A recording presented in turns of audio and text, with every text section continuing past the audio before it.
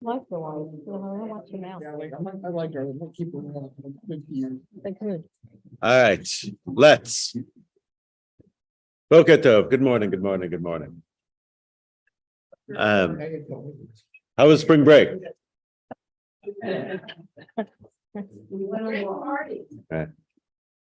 Right, you guys sobered up from a long spring break and like ready to The beach. for the was rest of the great. spring It was semester, right? so nice. I mean, really. You had right, exactly right. Good. The big question is, did anyone go on a field trip to Rutgers to see Robert Alter when he was here? You did? Awesome, good. Was it He was wonderful. He was jealous? wonderful. I would have Oh, gone. yes, was he ever. And Gail Skalky has her book and she writes in her book. Right, right. Okay. So she was there. Linda was there with us. Linda She's not here, went with us. The Kirchners went also. Right, right, right. Oh, okay, they're online now. Because Gail had her book with her, because she like open her book all the time. Right. She actually had him sign her book. She went up to him after. It's gotta be weird to be asked to sign copies of the Torah.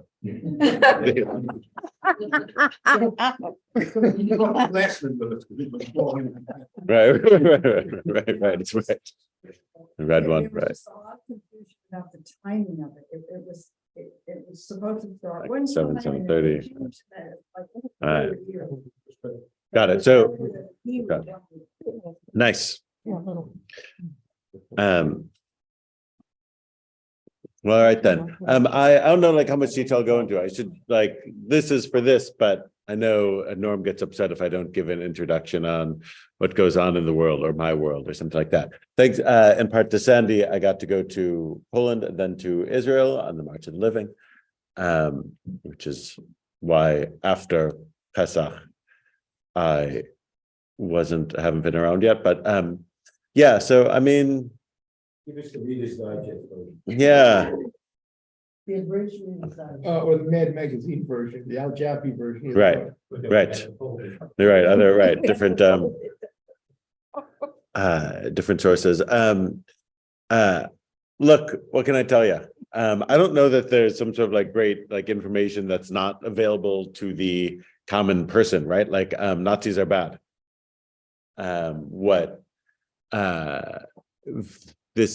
So like we left like the Sunday like after Pesach 16 and went and stayed in Poland from arriving on Monday like right through to Motzei Shabbat Saturday night and flew to Israel. Like it was really just like one like Monday to like from the airport to Auschwitz, like the bus like with your luggage beneath it like 2 hours, like there's like no break or there's no like sort of like prep because you go on these trips where like everything's scheduled and like you're going from the second you hit the ground. like a hamster on a wheel. Auschwitz one day to Birkenau the next day to Adonic the next day to Blinka the next day to the Warsaw Ghetto the next day and then Shabbat. So like it's Intense. right.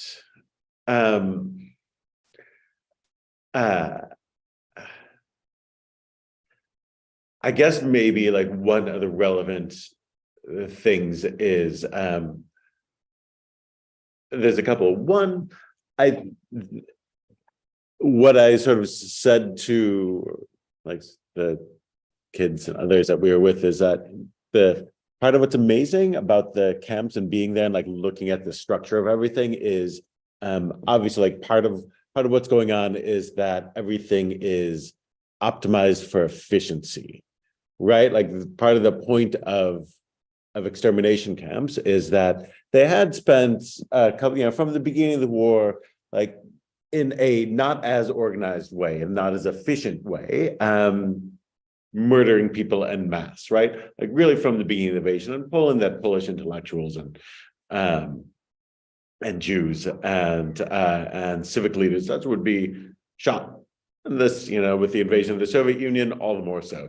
Like that took a lot of time. It took a lot of bullets. It took. It was also taking a toll on the soldiers. It was taking a toll on the soldiers. like they needed, guys like needed like to drink afterwards because it was just too much. I don't think this is me. Is that really all the- your spot?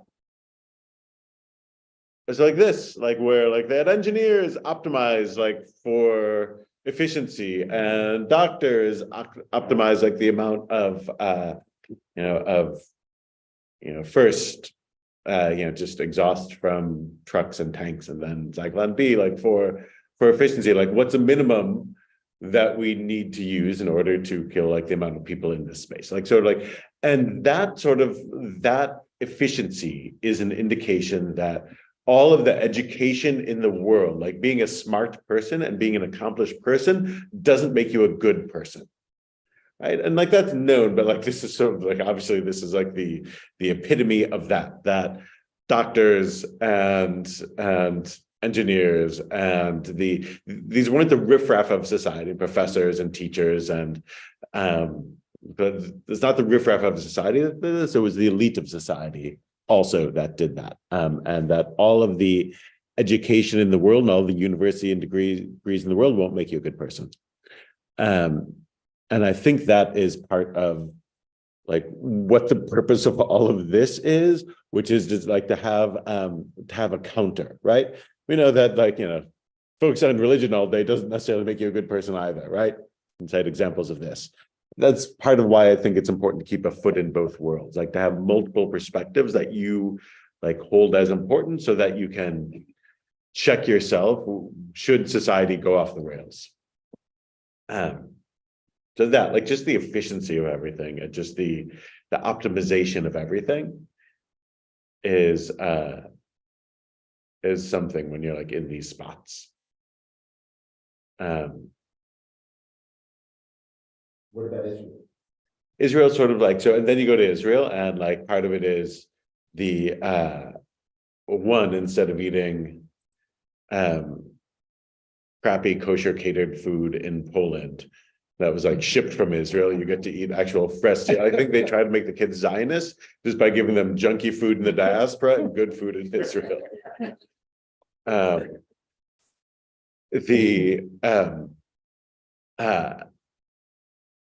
So we're there for the 75th anniversary for Yom Ha'atzmaut, and it's intense, like to go from Yom HaZikaron, like where we went to like different different programs, and in the north primarily of every community remembering people who died and wars and acts of terror, and then celebrating. So one, the juxtaposition of the two, both from Yom HaZikaron into Yom Ha'atzmaut, and from like Yom HaShoah, from visiting Holocaust-related sites to going to Israel. Like, Israel's supposed to stand on its own. It's not supposed to be linked to the Shoah isn't a justification for. But there is for me, I think of in terms of like having agency and not having agency. That when you have some control over your fate, it's different than when you don't have control over your fate, right? And that the difference between the millions murdered in extermination camps as opposed to like dying like in battle or for a cause or in an ambush or whatever it might be, like that sort of like difference in having some agency is like one of the things that that one comes away with. I came away with. And then Yom Ha'atzmaut, it's really like, it is like one Memorial Day is a commemoration, unlike what anything that exists in this country or that I've seen. And the same thing for Yom Ha'atzmaut. It really is a like deep and joyful celebration. And in the evening, we were in Tiberias, and like all sectors of society were out, meaning that there were Haredim, there were Hilonim, there were sort of like all different groups. That people, kids just run around the streets shooting silly string at each other with these, cans of some sort of horrible chemical, I'm sure, that they just sort of like run around and launch at strangers and each other. It's just this big, and it's late, it's like 10:30 at night, and everyone's out with their strollers, and everyone's out like with their little kids on their shoulders, and no one's like, their bedtime is 8. And if we disturb it, it's not gonna be like, no, like we're here, and this is wonderful, we're celebrated, and like for all of the hand wringing and things that goes on, like it like there's just like one day of like, we're not going to like sort of like debate the this and the that, like we'll just be happy, like, and it really is nice and sweet in that regard. Yeah, so that was great. And then Saturday night, like the rest of the group left, I stayed to spend a couple of days with Aja, with my son, and as soon as like I just put everyone on the bus, and as we might expect, what am I gonna do on Saturday night in Jerusalem? I said to Aja, I'm like, all right, let's go to the anti-government protest. And we went to sort of like Googled where it would be, and we went down, and we, along with thousands of others, chanted Demokratia, so chanted for democracy and things like this. Yes, so full bit. And then what did you do after that? Went to a bar. Because the drinking age because the drinking age is 18. So like I'm like, oh, like we can go for a drink. And he says, I know a place. Right, exactly, right. So right, but like that's like again, but it's when it's not forbidden, there's a different attitude, right? Like it's sort of it's good. It's good.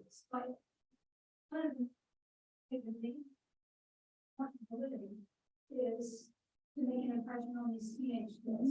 And I don't know if did you speak to your grandson? I spoke to Lisa was over on the. Yeah. Agreed. She was a picture, and he was a picture. 1,000 pictures. Yeah, she has a real big camera. So the whole idea is for this trip, you imbue in them a sense of what really happened during the Olympics. And they said this themselves when they interviewed us, that they can study it in school, and they do, it's mandatory years. And you can study it, nothing like actually being there, going into the camps, seeing the gas chambers. And we interviewed them 2 days ago. And so everything that really, we wanted to hear from them, they spoke right from the heart, what this trip meant to them, and how they now feel about Israel, and how they fully understand what Israel did for the Jews after the Holocaust.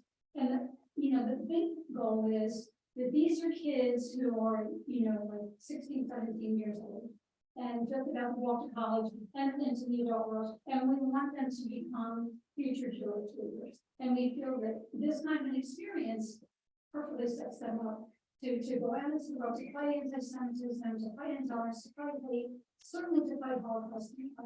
And we got all of that from them. Rabbi was there at the interview. I'm not sure if you agree with me, but I think the kids expressed that. He said pretty much everything I wanted. Yes, I do think that for the kids who went, they do get a sense of the history, they get a sense of the immediacy of it. You get because part of the effect of going, and there are adult groups, like I would which I didn't quite realize the extent of, like I'd take you guys or whomever, like we could go, as long as I don't have to be the guy to like put the hotels and the buses and things like that. I'm happy like to be the rabbi on the trip. The greatest, I was worried about going on a trip where I wasn't like the person in charge. I'm used to being in charge of the room. It was such a joy not to be in charge. Yeah, I know, so great. Well,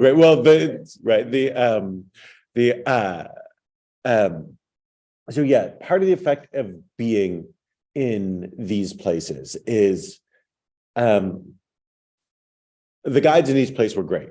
The guides for our trip, like the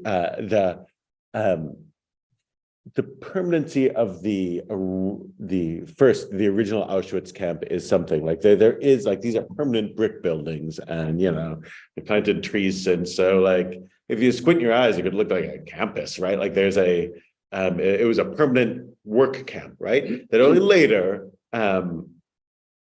importantly, only later, like, is turned into an extermination camp, right? Birkenau is so vast and so huge, like, where, like, you cannot see the end of the barbed wire. It is so massive, that like, that the turn from a labor camp to a extermination camp, and the size of it really is something that is laid bare. Especially Birkenau is, like, outside of town, like, you wouldn't see it. And then the next day going to Majdanek, where it's in town, it's like in Lublin, like, it's right on the edge of town, like, it's where, like, now you'd have like the Costco, right, like at the edge of town. And the point of that is that we're not hiding this, like, this is what happens to you, like, if you dissent, this is your fate, and that's part of the point of it. And there was a maybe half of the people who were murdered were Jews, and the other half were Soviets and Poles, and et cetera, et cetera. Like, the anyone who dissents, communist intellectuals. So, like, that's in town. Then Treblinka is in the middle of the woods with, like, nothing there, because that they wanted to hide. In Treblinka, that I would say, like, there are a number of moments I just chilling, like, the guide was great, like, it was just sort of like, here, there's a camp without a camp. There's no barracks here because there was no selection. This was everybody to the gas. Like, everybody who's shipped here. This is just north of Warsaw. This is where they would ship people from the Warsaw Jews from the ghetto and things like that. Like, it was just, there's no selection. It's just industrial murder. And that, like, even they had a sense of, like, let's keep this one hidden.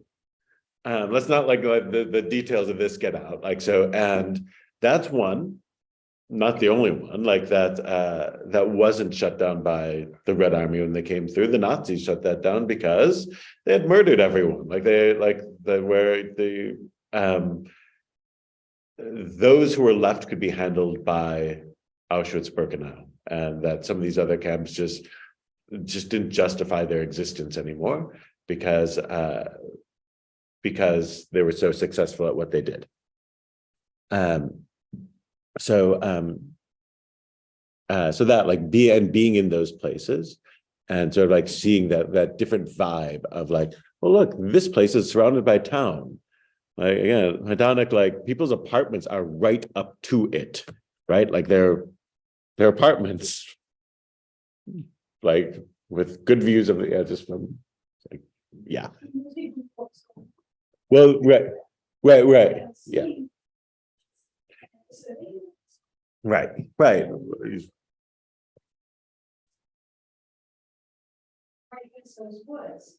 So they didn't tell everybody because Carl's mother and father didn't even know each other at the time, but they both escaped into those woods and lived in those woods for 4 years. And wow. through the biblical Polish countries. But one was thought, and I promised the kids I would say this to everybody who would listen, that somewhere around the middle of the trip, the Northeast Regional Director, who had 70 kids and 2 buses, reached out to me and he said, Sandy, I just have to tell you that your kids from your community are my absolute favorite.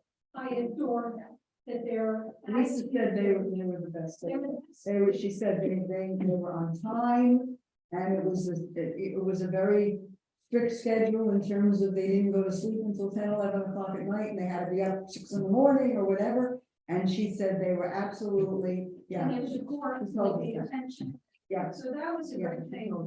100% true. Yeah. Yeah. Like without fail, always on message, always in, like, it's hard to, like, summon like the mood you're supposed to be in these places, right? Especially if you're a teenager and there are and it's fun and there are attractive people surrounding you and things like this. Like it's hard to summon that. Our kids did unfailingly. And the point of that is not everyone was that, right? It's only relevant if not everyone was that. So yeah, all the Central Jersey kids were this. It was really impressive throughout. And kids from the conservative, there was also a group from the conservative synagogue in Sharon, Massachusetts, who also were, like, on. And There are others who will say came from wealthier zip codes. And not, and by and large,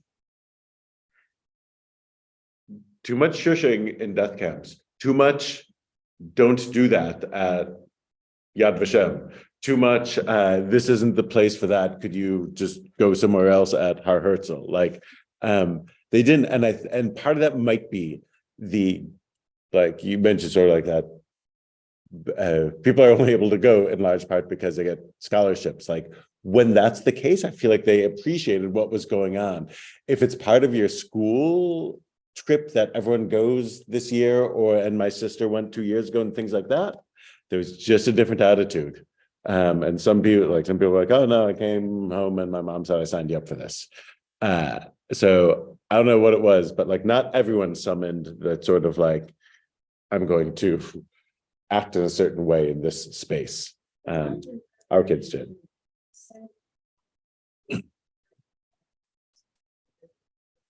Yeah. So so it was so it was a powerful thing going both of these places with my focus. And then to Israel. When is Asher coming home? A couple of weeks. He'll be Okay, home. good. Yeah. He'll be here by Shavuot. Yeah. Sammy's home, or on his way back, or? I think he's on his way back. That's all a balagan. Cameron's been joking her a long time. Right. Yeah. Karen went up to get him. Right. Yeah. So yeah, she's. I knew that before you were coming. Right. What she said on Shabbat a couple of weeks ago was, if she had known that Asher was going to join up with the group in the middle, she would not have given me permission to stay longer. Yeah. No. Right. He had like a couple of free days, so he just like showed up and like joined the group, and by that point, which was in Jerusalem. Yeah. And there were a couple of kids who had like peeled off, who like, well, I'm just gonna go spend time with my aunt or whatever, right? Who like, not from our group, like, but like on the buses, who like left them out. So I'm like, well, there's food. There's like space, but like we already paid for the food. There's space on the bus, there's space in my room, like stay. Yes. So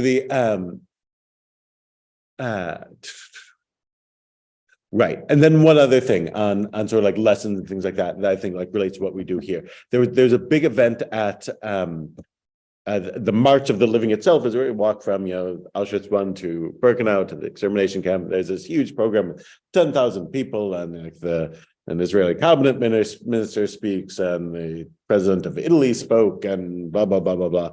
And Aaron Goodman, Taya Friedman's son, Tova's grandson, like helped light a torch standing next to Robert Kraft. And I'm like, wow, how's your new buddy Bob Kraft doing? He's like, who? I'm like, the guy you're standing next to. Well, who's that? The owner of the New England Patriots. I'm not like a sports guy.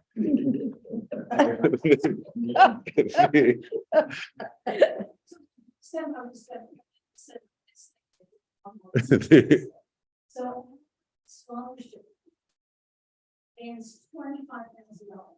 to help these kids. It's like 67. Yes, it's expensive. So, but that's a pretty good upfront. And so if any of you know of anyone who might want to contribute, we have like almost no money left in for next year. We had money left over from the COVID years. And so that's how we were able to help so many kids and so on. But we're, pretty much out of cash.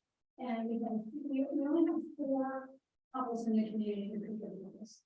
So if you know anybody who you think would have a heart for this and would consider contributing, I would love to hear from you. And that would be terrific.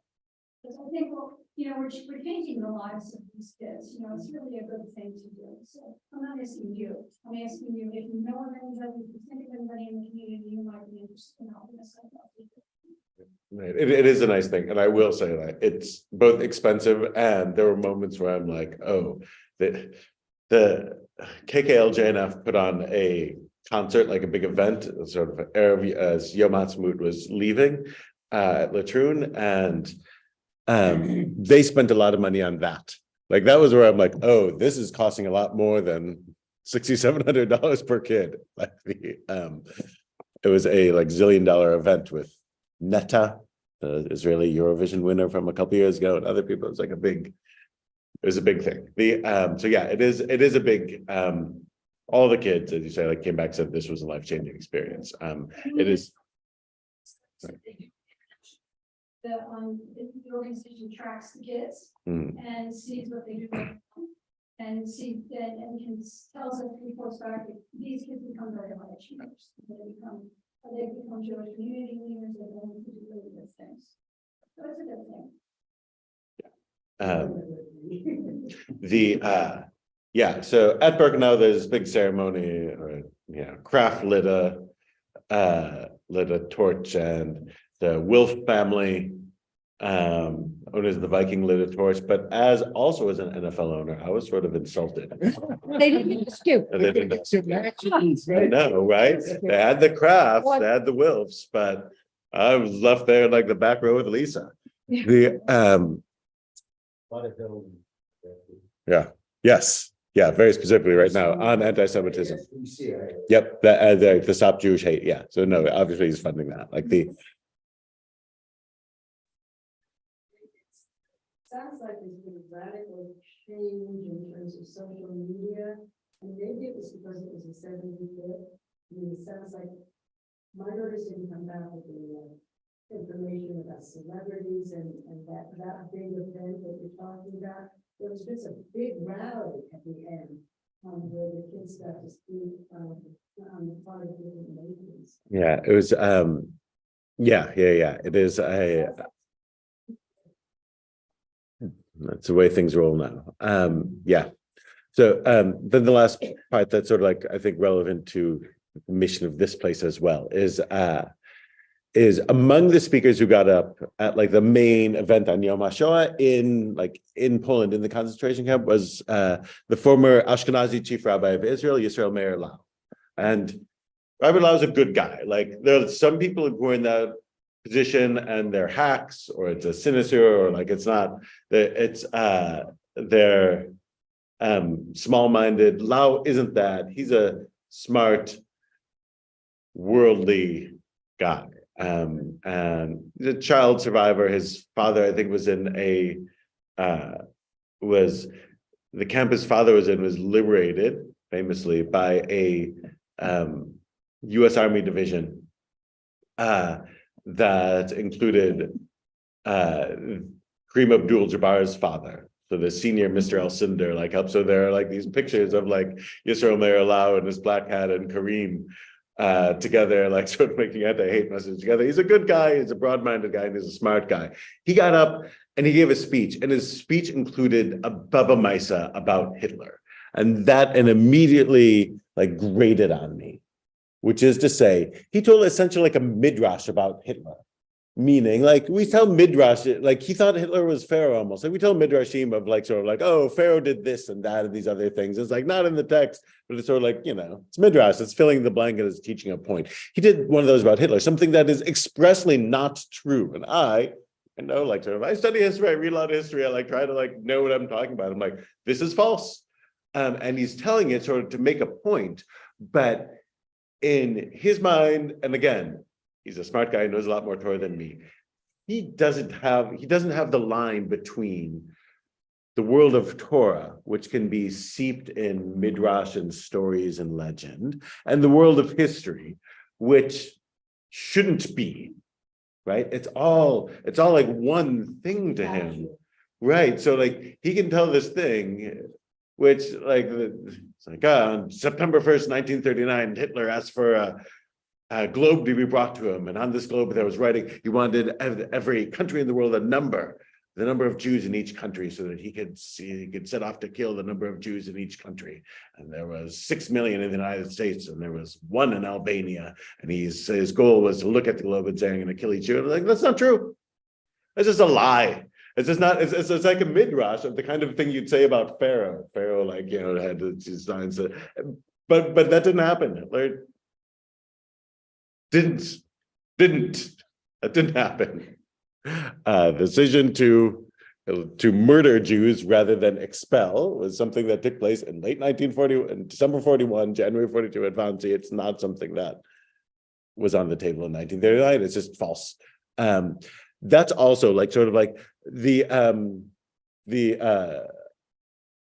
Haredim are increasing and and all these other things. And sometimes people are like, like, why don't we just either roll with secular people and just like, and ignore this Torah nonsense, or just throw in a lot with the ultra-Orthodox because aren't they the ones who are growing and going to win this thing anyway? And the answer is no, that actually doesn't work, right? Again, you're supposed to keep one foot in each world so that you can check yourself, so that you like this sort of thing where it's like the most important, one of the most important lessons of the march is like, get your facts right. And when leaders get up there and say things that are false about the Holocaust, it doesn't help our cause. And he gets an ovation, especially from like the number of ultra-Orthodox folks present. Like, so like he's like their rep. And it's like, but no, like this is a fact. And it's not that I don't like him, I do like him. He also had a great line. He also said, Jews are the world experts at dying together. But what we need to be are the world experts at living together. It's like no one dies together like we do, but like what we need to do is live together. I'm like, great line. Great line, but the But the people who heard him will be quoting both of what he said. right. But like so like there is a thing, and by the way, this is specific. Like conservative Judaism like came into being to like be grounded in history. Like the point is that it's the original name was Positive Historical Judaism, which is the one name that's worse than conservative. But like the but that was one of those things where I'm like, like it's so important to get it right. And there are a few times over the course, this was the part about difficulty of not being in charge, where like somebody would say something that's like sort of a commonly accepted thing that people say about the war, but like, isn't correct, right? Again, Hitler didn't set out to kill all the Jews from the beginning. That would have been nice, but like not the actual goal that comes later. And it's sort of important to have your timeline right, but.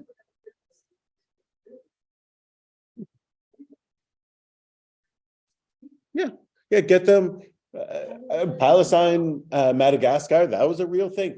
Past the Urals, like that, and again, like that's why the date is important, right? Like the original was that he figured the Soviet Union would collapse the way France did, fast, and that then he could take all of rid Europe of Jews, but by sending them over the other side of the Urals to Siberia, and like most of them, I'm sure I'm going to die along the way, but like not the systemic murder that we end up seeing. That's an opportunity created by the fact that the Soviets didn't collapse, that they're in charge, and that even right up, he was holding the Jews as a bargaining chip, that if the United States wanted to enter the war, he could be like, oh, you guys shouldn't, because he thought that the Jews controlled Roosevelt, ironically, and that he could hold Jews as a bargaining chip to keep the US out of the war. Once Japan, without checking with him first, once Japan brings the US into the war, they're no longer a bargaining chip. That's why we know the Wannsee Conference happens late December, early January,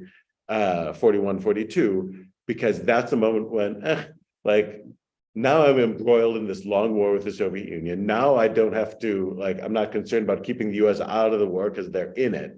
Now we may as well do this. Now the opportunity exists, right? So the timeline is significant. Anyway, so that stuff, that again is part of, we're obligated to get this stuff right. That's how my vacation was.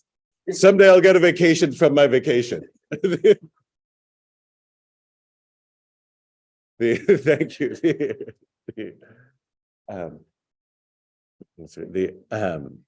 Yes. Let me just do it like a little bit of Torah then, at least. Baruch atah Adonai Eloheinu melech haolam asher tzivanu la'asok b'divrei Torah. This 35th day of the Omer. I just want to I want to double down on one little bit that we would have hit, I think last time. I think we were on in Genesis the end of chapter 9, like going into chapter 10. Remember, Noah plants a vineyard, gets drunk, and says about the son of Ham,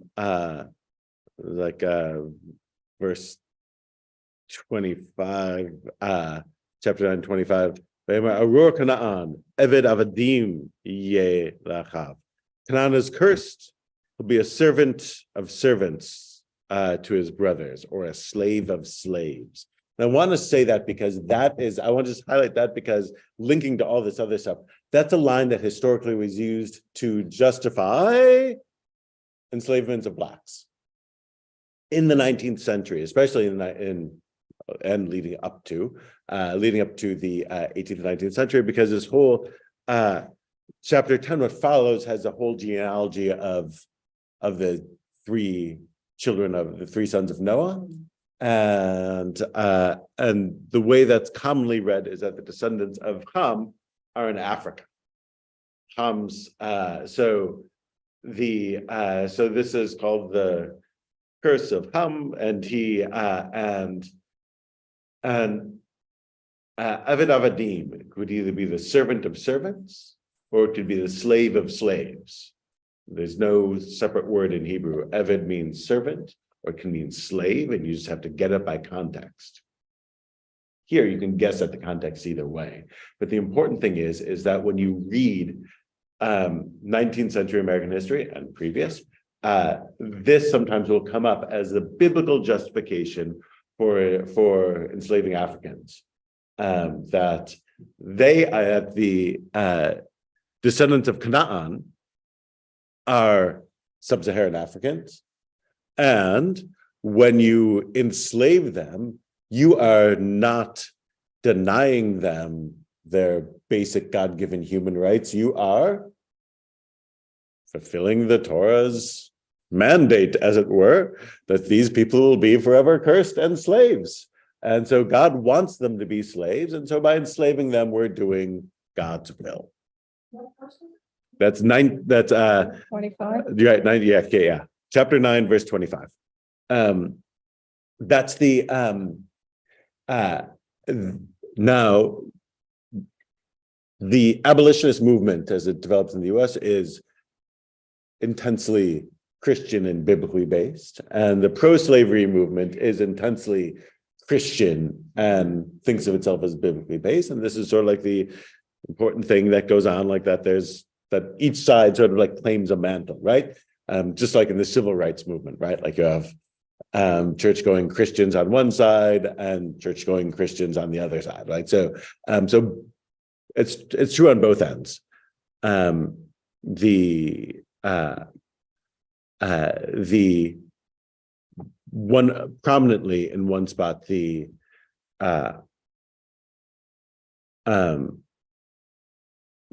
Rabbi Morris Raphael, who was the rabbi at Tzarei Tzedek on the Upper West Side, then and now the oldest operating synagogue in New York, maybe the second oldest in the US.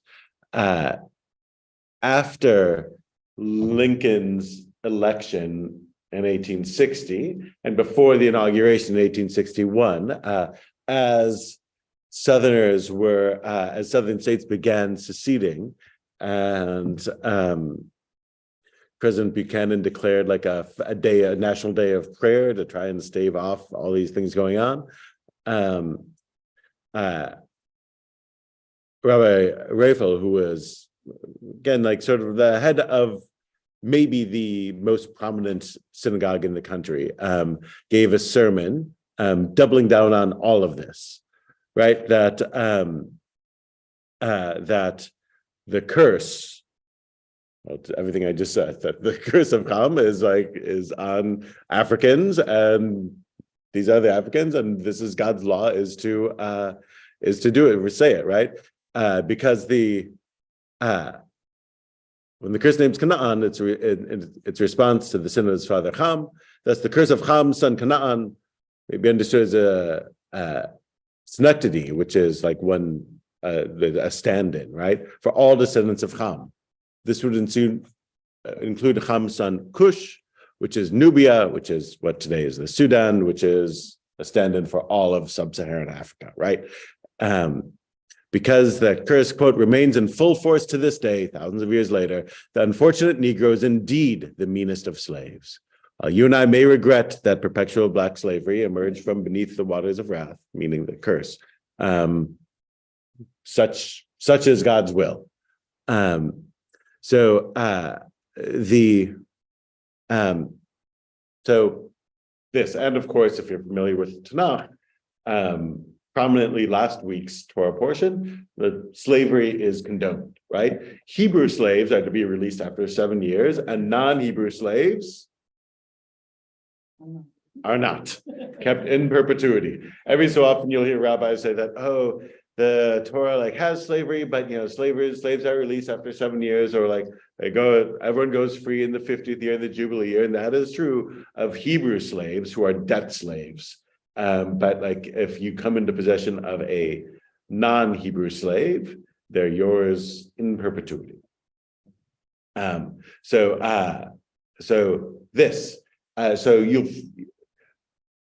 Jews in the Civil War period and the pre-war period were largely divided, largely based on where they lived. You can find intense pro-slavery writings among the relatively small number of American Jews that exist at the time, in pro-slavery writings, mainly in the South, this one from the North, and anti-slavery and abolitionist writings, largely in the North. There's one, this is in New York, of a pro-slavery writing. We know that Einhorn was run out of his pulpit in Baltimore ahead of an angry mob for giving an angry rejoinder to this. But this line has ramifications throughout history of being read as a yes.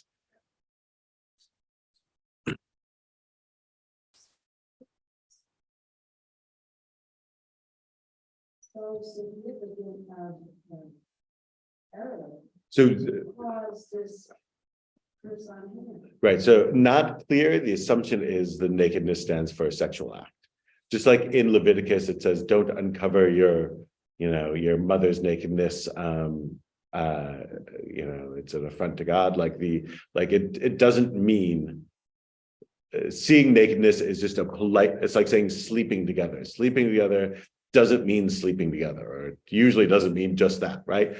So uncovering nakedness or seeing nakedness, probably, we can't say for sure, but probably means something more than that. So this, pardon me?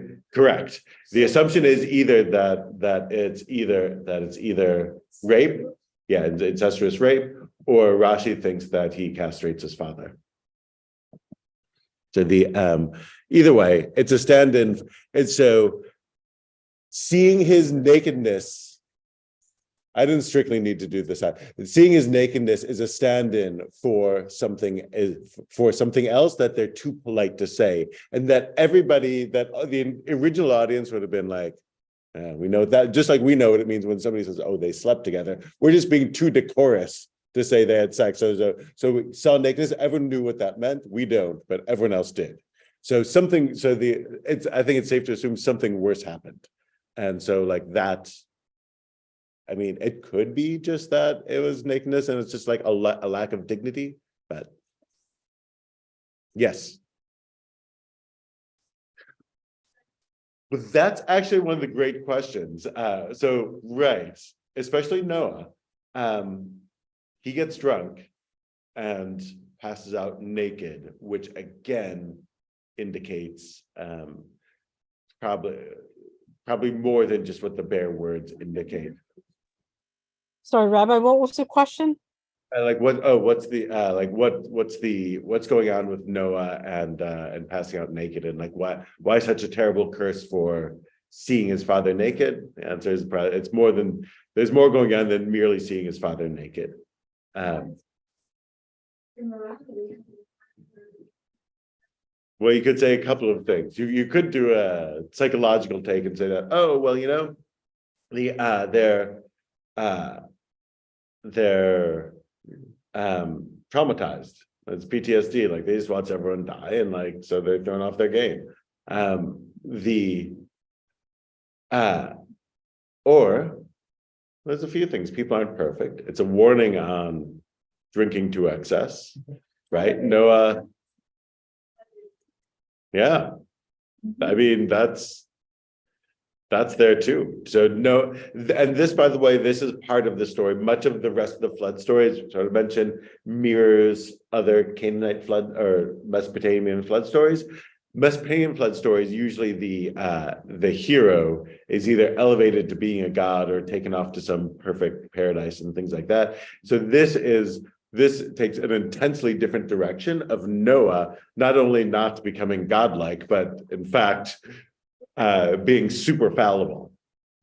And again, even Noah, the one person described in the entire Tanakh as being a tzaddik, also passes out naked, as it were. Yeah. Before, I mean, it wasn't this, like they knew what the effect of alcohol was, or is this the first? Who knows? Like, notice how that's not there. That this was Noah's profession prior to the flood, right? It, And that was the implication behind he provided solace to people prior to. And so if he is somebody that's a vintner that has vineyards, creates wine, right? What's the first thing he's gonna do when he gets off the boat? He's gonna go back to what he knows. So that would be the implication, I believe. Right. right. I never thought of made that link of like the if you've read Sal's people before, and that he's like the friendly neighborhood bartender, like sort of like that he has a glass of wine, sort of like tell me your troubles, right? Yeah. Yeah, I know. I hear you, like sort of wiping down the bar and like sort of being like, yeah, it's tough. So it could be there's also a time lapse here because he has to plant the vineyard, grow it, harvest it, ferment it, like things like that. And Canaan is his grandson, is the son of Ham, right? So he doesn't have any grandsons on the so there is a time lapse here of many years passing. That the text doesn't indicate, but sort of is necessary. But yeah, yeah, so